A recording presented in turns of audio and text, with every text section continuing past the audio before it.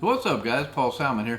Going to give you a few tips on how to park your aircraft and how to position it, particularly if the wind is blowing. And that's coming up next. Where it just feels right. The stars are aligned. We do what we like. I just need one night where it just feels right. The stars are aligned. I just need one night. I just need one night where it just feels right. The stars are Okay, so not too long ago we had some guys flying the R-44 and they came in and had done some flying for an hour or so, parked the aircraft, and then they went to lunch.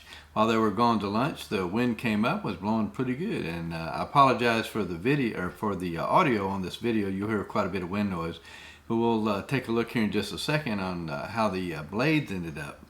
But what you want to do if you ended up parking the aircraft and you think the wind's going to get up, you want to definitely don't line the blades up with the aircraft.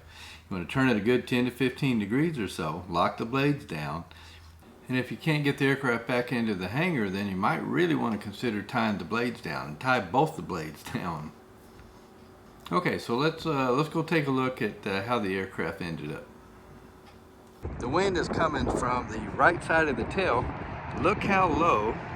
And so they parked it with the blades angled about 20 degrees off the tail, and with the rotor brake on. But look, when it's bouncing, look how far the blade is flopping down. It's actually flopping down below the top of the cabin. And if I raise the, I'm gonna raise the camera up to about the height of the end of the blade, and you'll see what I'm talking about here.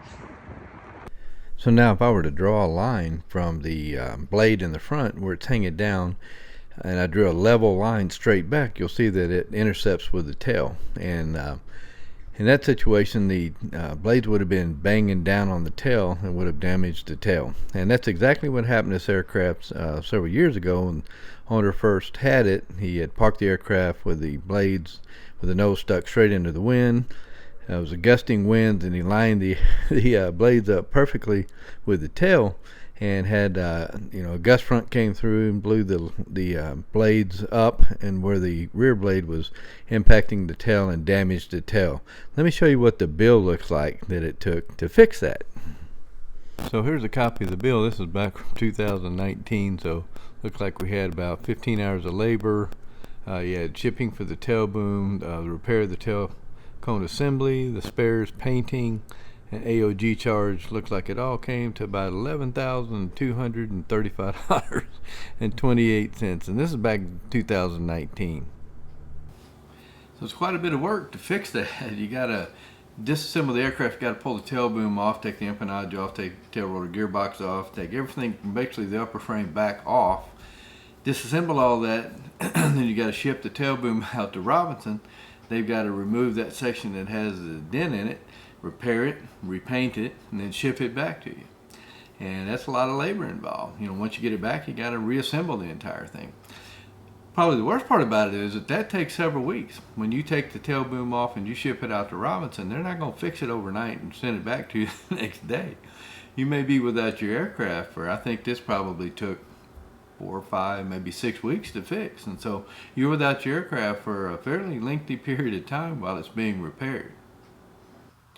And that brings me to another issue. You got to really watch when you're carrying materials around your aircraft that you don't run into the tail boom and dent the tail boom. If you have a significant dent, and it's kind of surprising how small of a dent it actually takes before it's out of spec, and the aircraft that tail boom has to be repaired. So when somebody's carrying stuff around, you got to really be careful. Don't ram into the tail boom and dent the thing. I can remember one time I went to pick up an aircraft with a guy had bought an aircraft. It was a R-66, I believe. It was down in around Dallas somewhere. Went to pick it up. It was a great looking aircraft, except for the fact that it had 2 dents in the tail boom. I'm like, you know what? I don't know about that. So we ended up having to measure the dents, and it was within a couple thousandths of being within spec, and it was okay. Didn't have to have it repaired first, but which leads me to another one. Get a pre-buy inspection before you ever pull the trigger on an aircraft. You want to look at it in person first, have somebody that knows what they're looking at. Look at the aircraft, because something as small as 2 fairly insignificant looking dents can be a deal breaker on an aircraft. Okay guys, so remember, if you're gonna have to park your aircraft, you don't have the ability to tie the blades down, then you might want to don't consider, do it. Don't line the blades up with the tail. Turn it a good 10-15 degrees and lock the rotor, and hopefully you'll prevent it from being damaged, but it can be quite expensive. Okay guys, so I hope you enjoyed the video, and if you haven't already, please like and subscribe, and we'll see you guys on the next video.